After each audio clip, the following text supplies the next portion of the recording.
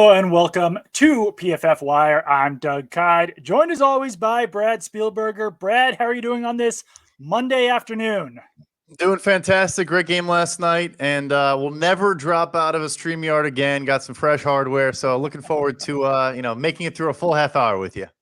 Yeah, we're looking a little bit crisper this time as well, hopefully sounding a little bit better too. But biggest news of the day, Matt Rhule fired by the Carolina Panthers.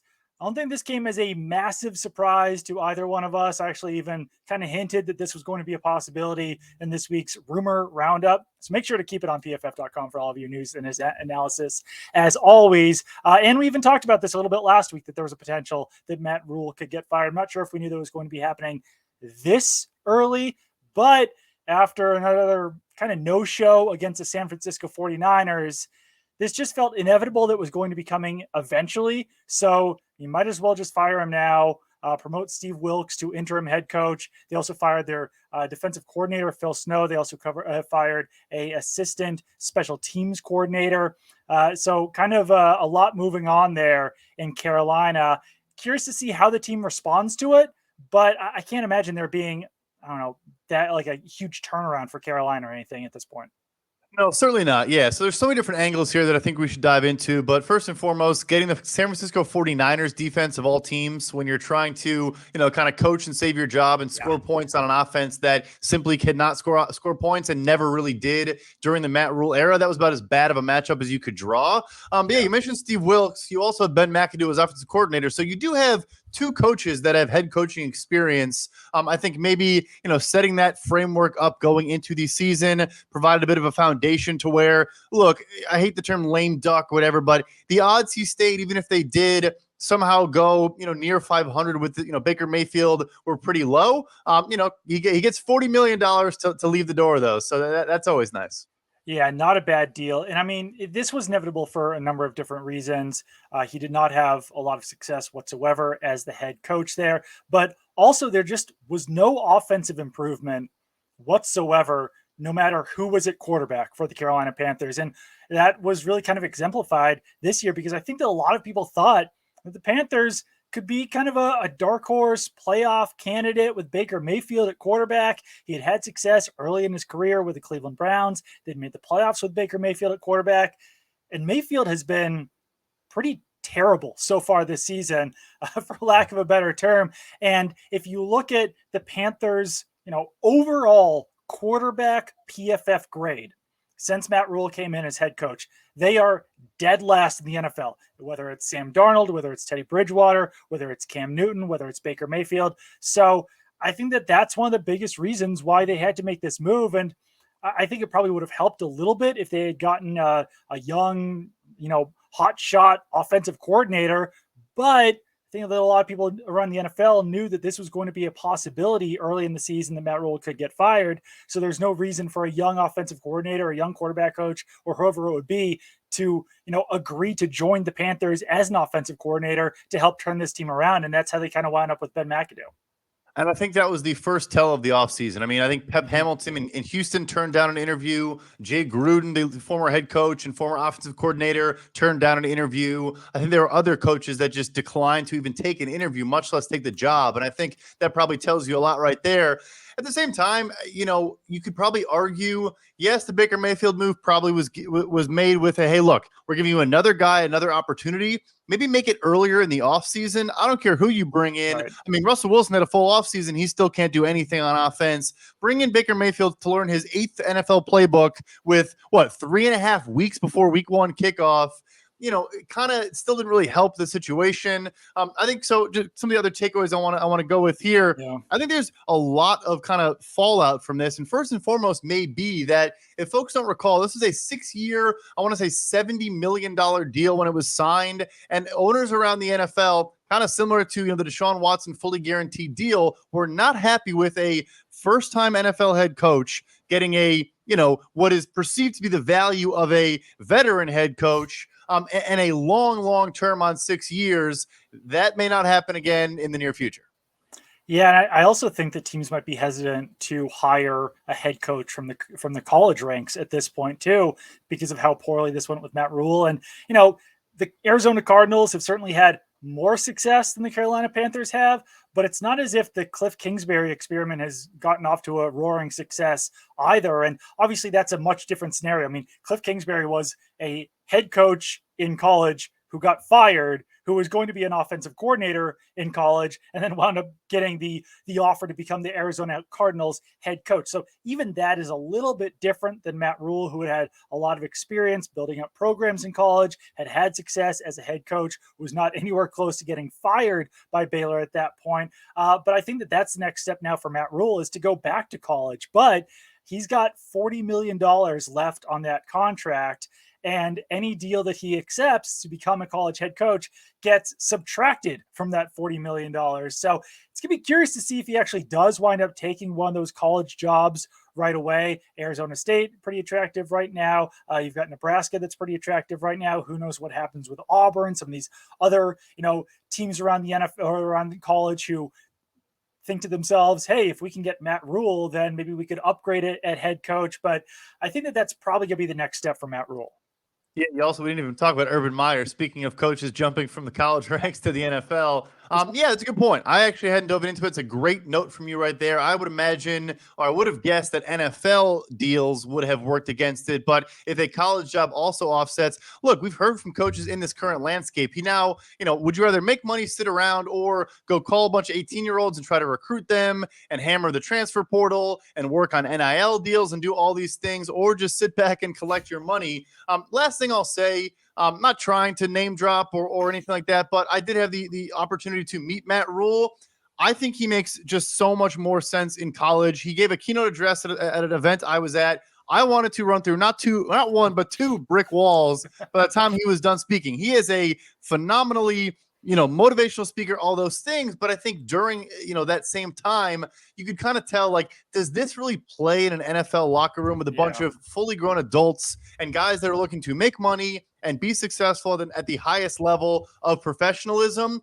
I think he could still be a great college coach. I think anyone writing him off as being able to build back a program, even a really good Power 5 program, should be careful with that opinion. I just don't know if the NFL job was maybe his best fit. Yeah, certainly not. Let's talk about some head coaching candidates that could become options for the Carolina Panthers. It's very early, and it's only October 10th. So pretty much anything can happen over the course of the rest of the NFL season. And I would even say that, even as recently as last week, Ben Johnson, who's the Lions offensive coordinator, he'd been kind of like thrown around to me as a potential head coaching candidate next year. And then the Lions get shut out by the New England Patriots this week in Foxborough. So probably take his name off of the candidate table right there for a second. But DeMeco Ryans, the San Francisco 49ers defensive coordinator, he's certainly up there. Jonathan Gannon, the Philadelphia Eagles defensive coordinator, also has been mentioned to me as a potential head coaching candidate. You could also say Shane Steichen, the Eagles offensive coordinator. I know that a lot of that credit goes to Nick Sirianni, but he's doing a really good job with the Eagles right now. And then Frank Smith, I mentioned on the show before, Miami Dolphins offensive coordinator. Obviously, things didn't go very well for Miami this week against the New York Giants, but they were without their top two quarterbacks. And I have heard Frank Smith has done a good job with Tua Tagovailoa as quarterback with the Dolphins right now, working under Mike McDaniel. But any other names that you've kind of heard about, or any sexy head coaching potential candidates for the Carolina Panthers months down the road at this point? Yeah, one that I'm keeping an eye on, and I think I had heard a little bit about it, but also I think it just makes a lot of sense and checks a lot of the boxes we're talking about, and that's Dallas Cowboys defensive coordinator Dan Quinn. I mean, the guy that was in the NFC South, so Dave Tepper has a relationship with him and knows him to a degree, playing against him a couple times a year when he was with Atlanta, but also, again, a experienced NFL head coach. So you're not pulling from the college ranks. You're not pulling some hot 30-year-old offensive coordinator. Right. You're pulling a guy that is one of the most well-liked players or people in the entire NFL from conversations I've had. Good luck finding someone who has a bad thing to say about Dan Quinn. I haven't crossed paths with anyone that has a thing, anything like that to say about him, but also just a guy that I think, again, sometimes when teams make these transitions, I think it's like a high floor thing. I think he comes in, he builds a foundation. Frankly, he's like when Ron Rivera went to Carolina back in the day, where, look, maybe you don't think he has the best odds of making a Super Bowl or winning a Super Bowl for you, but does he get you into a playoff team? Does he get guys accountable and organized and just make things trend in the right direction, get the building galvanized, not just in football, but in every aspect? I think for that reason, he's kind of not a perfect hire, but I think he's a name to definitely keep an eye on. Absolutely. And then also, obviously, Sean Payton's still out there, but Panthers would have to pay the NFC South tax to acquire Sean Payton from the New Orleans Saints because Payton is still under contract with the Saints, despite the fact that he has retired. So a team would have to give up something to get him back from the Saints. Saints certainly are not just going to let him walk out the door to the Carolina Panthers. One other note on this that is kind of interesting is that a lot of the names that we're mentioning are defensive coaches. And I think that we're kind of swinging back the other way, where a lot of the offensive candidates who've come up through the ranks over the years already have head coaching jobs. And, even like looking at last year, it was split pretty evenly last year between offensive and defensive coaches who wound up getting hired as head coaches. But if you look down the list, Lovie Smith promoted from within on the defensive side. You've got Dennis Allen promoted from within on the defensive side. Todd Bowles promoted from within on the defensive side. So 4 of the 10 last year were defensive, but 3 of them were promoted from within. The Todd Bowles situation was obviously extremely strange.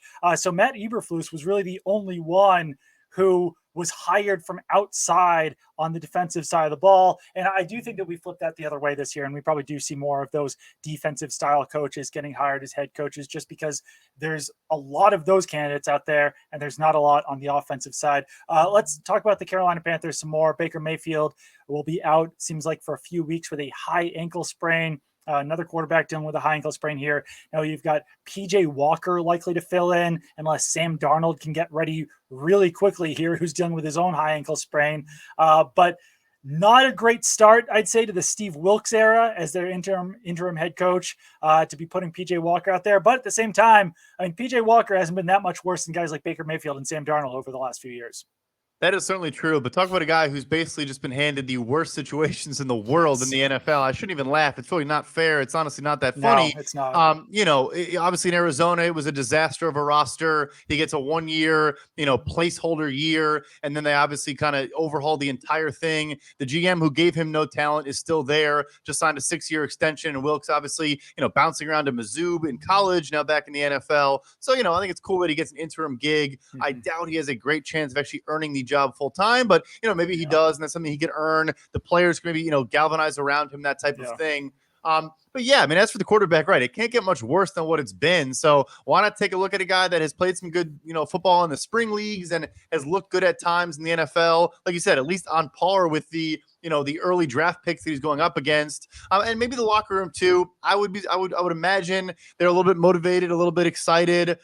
I do think maybe we could talk a little bit about this. That roster is probably in teardown mode because they traded so many draft picks. They traded a 2nd-round pick for Sam Darnold, only a 5th for Baker Mayfield, and he's probably not going to earn the condition to make it a 4th now with the injury. But a 3rd-round pick for C.J. Henderson, a cornerback, like all these moves, and then spent a bunch of money, pushed a lot of money into the future.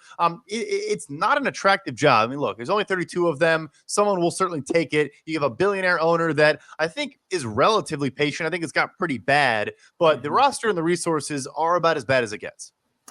Yeah, they also traded a 3rd-round pick to move up to take Matt Corral last year's draft. So that's another trade that they've made. Currently on the roster, PJ Walker is on their 53-man roster at quarterback. They've also got Jacob Eason on their practice squad at quarterback. So he'd probably be the backup this week. But if Baker Mayfield is going to miss a few weeks, or if he goes on IR or something like that, they'll probably have to sign another quarterback either to their active roster or to their practice squad. And there's not a lot of great quarterbacks out there right now. Obviously Cam Newton, probably the best one, but I can't see him having a 3rd go around with the Carolina Panthers. But this week we saw the New England Patriots sign Garrett Gilbert to be their backup quarterback for Bailey Zappi. I think that, that's the level that we're down to right now. No offense to some of these quarterbacks that are still out there, but it's not like you're going to find your future starter out there. But this quarterback situation for the Panthers could not have gone worse this offseason. As you mentioned, it didn't help that they traded for Baker Mayfield so late, but Mayfield beats out Darnold, but then Darnold gets hurt in the last preseason game or whatever it was. He has to miss a bunch of time. Sam Corral out for the season with a Liz Frank injury. Obviously, at this point, you love to see what Matt Corral has as a potential future starting quarterback, but now this year is just completely shot for him. And now they're going to bring in, probably, unless it's Steve Wilks, a new head coach next year who has absolutely no ties to Matt Corral whatsoever. So you feel bad for him as well, missing an entire season, can't show anything in the NFL. And yeah, so as far as trade candidates go, like you mentioned, I'd say that, I mean, Brian Burns would probably be the most attractive one for an opposing team. Do you think that, there's a possibility that they could get first, second round pick, something like that for Brian Burns? I do. He's an edge defender. He's very good as a pass rusher. Has been a 70-plus grader as a pass rusher pretty much every year of his career thus far. Really not a great all-around player, but really what you care about at edge rusher is getting after the quarterback, and he's certainly good at that. I would be interested in the names that jump out to me. I think Robbie Anderson is a very, very realistic target, even though they have basically zero wide receiver depth. And then also, another early pick, maybe a Derek Brown. I think a little bit less valuable than a Brian Burns. He actually is having a great year this year. Yes, yeah. And is a great nose tackle and a good player. Obviously, a top 10 pick for them. But if they're sort of think long term, think ahead. Is paying more guys on defense the fastest way back to getting, a good roster? Or again, the tanking word is always, a taboo, but this team should win as few games as possible and draft Bryce Young or CJ Stroud in the top 5 picks of next year's draft. I have frankly not seen a more obvious please tank situation, maybe since the Colts, with Peyton Manning's neck injury. Yeah, and that's a tough thing for Steve Wilks there as the interim head coach, is that he's probably not going to get a fair shake this year. Then who knows if he winds up getting another opportunity down the road. But yeah, I mean, they've got a lot of talented players on the defensive side of the ball, and their defense over the last 2 years has ranked pretty highly as far as EPA per play, everything goes. But if you don't have anything on offense, then I don't think you're going to get very far. One other thing is just that, do you think, obviously they wouldn't want to trade Ikem Ekwonu, who actually just had a really great game for them in week 5 as their first round pick. But I mean, teams need offensive linemen so much right now, especially at tackle. You think there's anyone else on that roster on the offensive line that they could trade?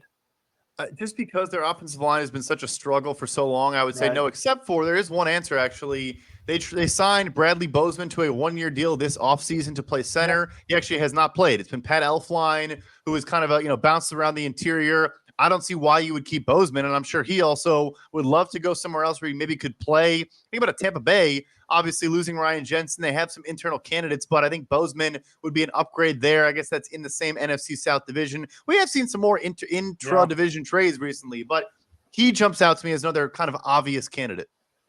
Absolutely, yeah. I mean, that was something that was brought up to me this week, is that, like, what is up with all of the offensive tackle injuries this season? And we just saw Garrett Bowles go down. Yeah, it's brutal out there. There, not a lot of teams have a lot of offensive line help, either at starters or as backups. Another big piece of news yesterday, after a lot of the games wrapped up, was that Dion Jones traded from the Atlanta Falcons to the Cleveland Browns.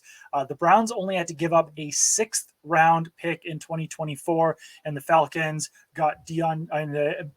I'm twisting myself around here. So the Browns gave up a 6th round pick for Dion Jones, and the Falcons got a 7th round pick in return. The Falcons gave up a 7th round pick in return to get rid of him. There we go. That was a real struggle. That was my brain on, like, not enough sleep after watching football all day yesterday. But I think that I finally got that out right. Yeah, 6th, 7th round swap for Dion Jones. I was a little bit surprised that the Falcons couldn't wind up getting more for Dion Jones, but he was on injured reserve, struggled mightily last season in his first year with Dean Pease as the defensive coordinator, had a lot more success with Dan Quinn. Does seem like, the defense he's moving over to with the Cleveland Browns with Joe Woods there, a little bit closer to what Dan Quinn was doing with the Falcons. So maybe we get to see kind of a redemption there for Dion Jones, but clearly wasn't a very attractive option for teams around the NFL, given what the Browns had to give up for him. Yeah, and especially they restructured his contract for I want to say 3rd time, if not at least the 2nd time this offseason. And so Cleveland is inheriting, based on what I broke down, about $1.2 million in total compensation. Part of that being per game roster bonuses, which he obviously won't earn if he's on injured reserve or not playing. So yeah, very cheap from a contractual standpoint. But I think it's, again, you go back to maybe a conversation we've had of these linebackers. I mean, Jalen Smith and Alec Ogletree and Zach Cunningham, and you pay these players, and by the time they're 28 years old, they are liabilities on defense. Yeah. The one saving grace, I think, for Dion Jones, and it certainly did not apply to 2021, but he's one of our highest graded coverage linebackers of the decade, before last year. And I think for Cleveland, they were just so bad up the middle. They had to do something, right? They lost Anthony Walker, who was I think, top 5 graded linebacker for us before he went down for the season with an injury. You have Jeremiah Usu-Koromoa, the sophomore, who's a good player. I still think Cleveland needs to add interior defensive line. I think it's hard for these linebackers to sift through kind of the garbage when they have maybe the worst interior defensive line in the NFL. At least by our grading, it's the worst by almost 10 full points, which is kind of crazy to see for any position group. But but I think it's also an idea I've come around to for both teams, where Atlanta, all of his compensation was guaranteed coming into the season anyway. Me, the frugal person in me, doesn't like restructuring and pushing cap down the line, but you're going to pay it anyway. It's just a matter of when it hits your cap. And so I think, now I've come around to, it's only a pick swap. You give up a 7th, you get a 6th, but you're basically buying a draft pick for just when accounting hits your books. I think you might as well do it. And then if you're Cleveland, why not a pick swap and $1 million for an off-ball linebacker that was great at one time in his career? I think it's a win-win. It's also a situation where, you have to eat that money down the road, but if you're saving money against the cap this year, then you could carry that money over, which helps you in the future as well. Some deep accounting NFL stuff right there. But sticking with the Browns, Deshaun Watson can now re-enter the Browns facility. This is kind of interesting, where usually, a player who's suspended, I think in most cases, this isn't the case that he can be back in the facility. I think they have to stay away from the team. But Deshaun Watson now back. The Browns cut Josh Rosen. So I thought that was kind of curious that those moves kind of coincided there. But not a lot to take away here. But I will say that, as recently as last week, people were saying like, hey, if Deshaun Watson, Jacoby Brissett can keep, having success with the Browns, if the team rallies around Jacoby Brissett, then what happens when Deshaun Watson comes back? Browns are now 2-3 on the season. Jacoby Brissett has come back down to earth a little bit more. They just lost the Los Angeles Chargers. So I can say with confidence at this point that unless something crazy happens, the Browns will be ready to start Deshaun Watson when he is eligible to return. Brissett has been really good, maybe punching above his weight. It was kind of a backbreaking interception near the end zone or in the end zone against the Chargers late in that game. They'd driven about 75 yards before the pick, and it basically ended the game. Obviously not. We're not going to dive into that whole controversy, but it showed the limitations of not being able to truly punch it in and finish the job. Also, I just have to say, you mentioned Josh Rosen, and we talked about Steve Wilks. If Josh Rosen could be the answer, and you could get 3 top 10 picks from the 2018 draft class, all on the Carolina Panthers. I'm sure Steve Wilks misses his buddy Josh Rosen from Arizona. I am, of course, being sarcastic. Hey, I mean, he might wind up being the Carolina Panthers backup quarterback this week. He could wind up starting for the Carolina Panthers by the time the season's up. Pretty much anything can happen there at this point. But that is a fun, side story there to the rest of the NFL season. Unfortunate news, Seattle Seahawks running back Rashad Penny suffered a season-ending injury, broken fibula, has to undergo surgery, will be out for the year. This one, I mean, it really just sucks because when you watch Rashad Penny, like if he stayed healthy, he could be one of the best running backs in the NFL. Like his speed size combination is still there, even despite all the injuries. I think that if you ran his career 10 times, this is probably the worst possible outcome that you could have. And now, lost for the season again, and he'll be a free agent after the year. Curious to see what happens there. But at least the Seahawks do have Kenneth Walker to step up now and to spell Rashad Penny. Going back to week 10 of last year, which is when he kind of took over as the number 1 running back, he's one of our highest graded running backs. He was averaging over 6 yards per carry for about a 10 to 12 game stretch. Like not a tiny sample size, obviously not a huge one, but he was a very, very efficient downhill runner. It is certainly unfortunate. I do think, and the data showed on snaps and touches that Walker was starting to slowly eat into his workload, but that could have been a solid 1-2 punch at running back. Hopefully it's a clean break. It's not like some of the tears he's had and the ligaments, before. It's just a clean bone break. Hopefully he can get back next year. I think he could be an interesting, an intriguing free agent option as probably your early down back, he's not a great receiver and not going to be any team's workhorse. But if you want a guy that can just, make one cut, get upfield and get you 6 yards on first down, he's been that for almost, like I said, almost a full season now. Yeah, definitely. Let's talk about some other teams that could have head coaching changes in the upcoming future. I think I said this to you before the show. Before this weekend's slate of games, after Thursday night, before Sunday, some odds had come in that Nathaniel Hackett was all of a sudden the favorite to be the first head coach fired. I hope that anyone other than myself jumped on that and bet on Matt Rhule at that point, because I can't see a team firing Nathaniel Hackett that quickly, even after what transpired on Thursday night. But do you see any other team potentially making a head coaching change, in season at this point? In season, I would say no, unless the wheels really fall off. I will mention a name, though, that I think would be silly, but I think it is worth talking about, and that's Brandon Staley with the Los Angeles Chargers, to where you come into the season, I think it's even fair for ownership to say, like, we need, 11, 12 wins. This roster is absolutely loaded. You have one of the best young quarterbacks in the NFL, making about $6 million in cash, with a tiny cap hit, even less than that, I believe. You could see how it could be a narrative of you need to do this. And then look, Keenan Allen tweeting, "What the F are we doing?" in the middle of the game, and he's hurt, obviously not playing in the game, but in the middle of the game, questioning his coach, I think it does say a lot, because even when John Harbaugh, lost on this decision again last week, and going back to last season when I think he lost some of these, close calls, you go to those interviews in the locker room and every single player, to a man, maybe they felt differently, behind closed doors, but to a man, they say, we like being aggressive. We love that our coach believes in us. All this stuff. And I start to wonder does Staley maybe not discuss this enough with his players? Are they not on the same page because they just don't like it, and they don't, Keenan Allen's not an analytics guy, which is fine? Or is it more of they don't feel empowered, they don't feel like they're part of the decision-making process, that they're leaned on? Because I think the coolest thing, every time John Harbaugh does it, literally every time, the camera shows him, and you see him going, Lamar, what do you think, Lamar? What do you think? Like, it's a joint decision and a joint effort, and I think that goes a long way, and I wonder if it's the same situation in Los Angeles.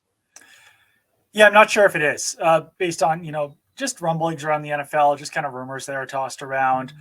Not entirely convinced that absolutely everyone, within that organization is all aboard the Brandon Staley experience. I like Brandon Staley. I think he's a good coach. I like a lot of the risks that he takes. I wish he was maybe a little bit more consistent about them, because early this season seemed like he was getting away from the numbers on them. And then, what we're referencing right now is with 1:14 left in the game, it was 4th and 1 on the Chargers' 46-yard line.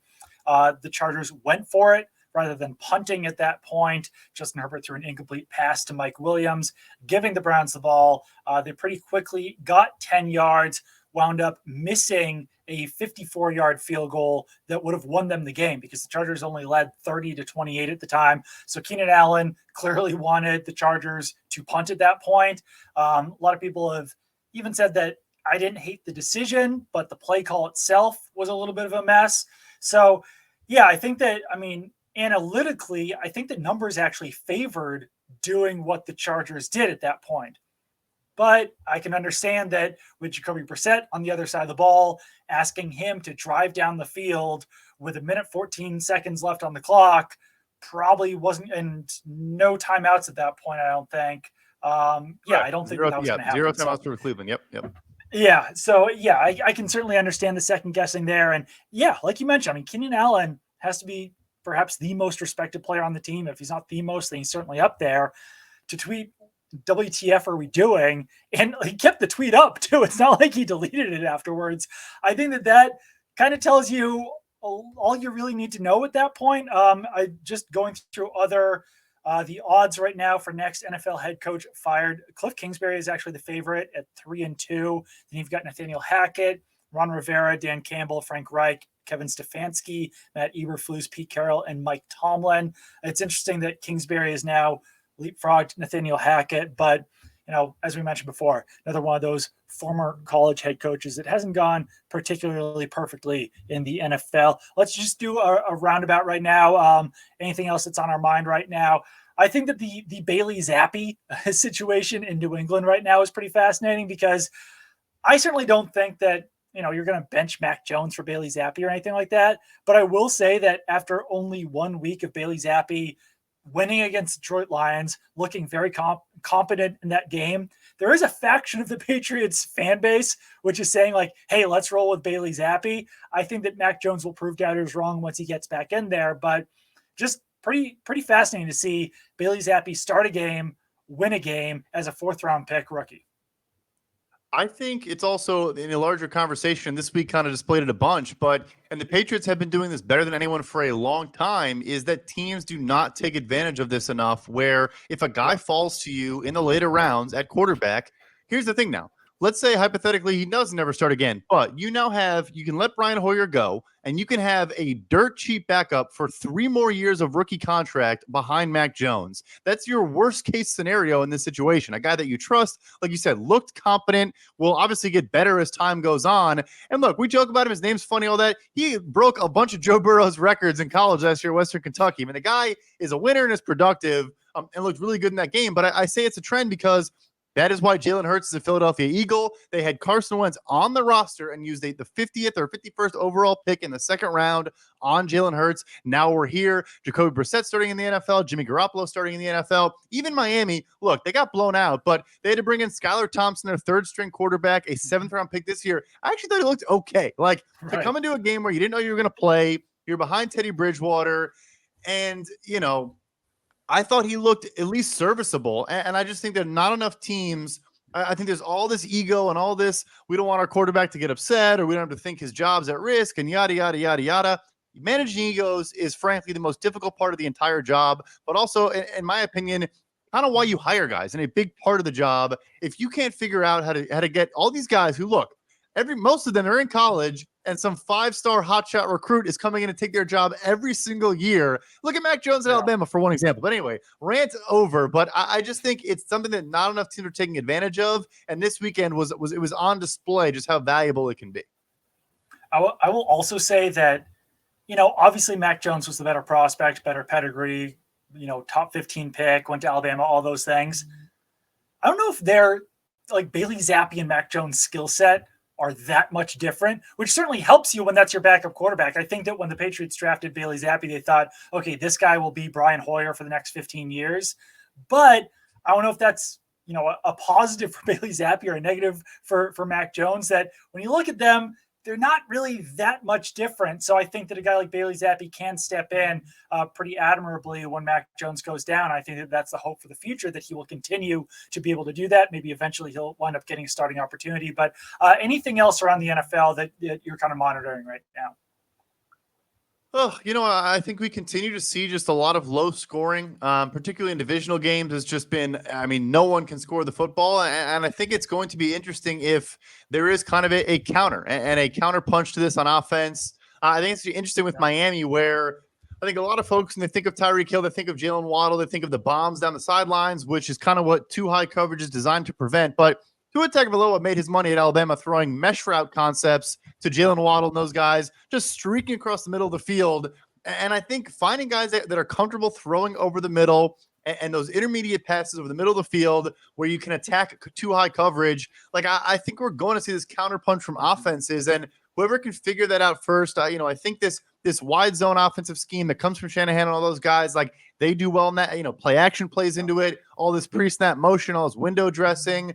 I just think it's gotten so bad at this point, and you put out some cool stats about it, that there has to be an answer. It can't just be keep doing what we're doing, keep trying what we're trying. It's simply not going to work. Yeah, when the middle of the field is open, at least as of last week, quarterbacks had about a 60.6, something like that, PFF grade when the middle of the field was closed. So, cover cover 1, cover 3. It was like a 90.1, something like that. So it was a crazy dichotomy between, basically quarterbacks going up against quarters or cover 2 or cover 1 or cover 3. So that was definitely interesting to see. Tonight we've got Raiders, Chiefs. I'm looking at PFF Green Line right now, and I think that this one's kind of interesting. There's a 1.5% edge on the under total for this game. The total is 51.5 points. And as we just mentioned, scoring is down around the NFL. I think that you look at these two teams and say, hey, they've got a lot of potential to score points. But if they do what we're talking about and throw some cover 2 out there, throw some quarters out there, and quarterbacks can't adjust to it, then I could easily see this game hitting the under. Any best bets that you like in this game? Just that point, new defensive coordinator Patrick Graham is running the highest percent of cover 2 in the NFL right now. And the reason why the Chiefs put up 40-plus points in both games last season is because Gus Bradley leads the NFL in cover 3 every single season by about 20 percentage points. He runs that, typical Seattle defense, single high safety, all that. So I honestly, I'm not going to bet the under. Betting a Kansas City Chiefs under is like torturing yourself. So, Yes. and the Raiders can score as well. But I will say this. I think now that the number has moved off a touchdown to a 7.5 for the Chiefs, they're laying 7.5 points. Call that the hook. We love doing this at PFF. Ben Brown always puts these out. I think you've missed the window to bet the Chiefs. What you can do, and PFF Greenline loves this play, is Patrick Mahomes over 2.5 passing touchdowns. It is plus money at about plus 135, depending on the book you're looking at. They could still lose and you could still hit that. That is my bet for the night. All right. I like that. Keep it on pff.com for all of your news analysis. Make sure to subscribe to the PFF Wire podcast on Apple, Spotify, wherever you get your podcasts. Download the PFF app. Make sure to subscribe to PFF Plus. That is $79.99 a year, and you can get a free week trial. Follow Brad on Twitter at PFF_Brad. Throw me a follow at Doug Kyed, and we will be back with you guys again on Wednesday.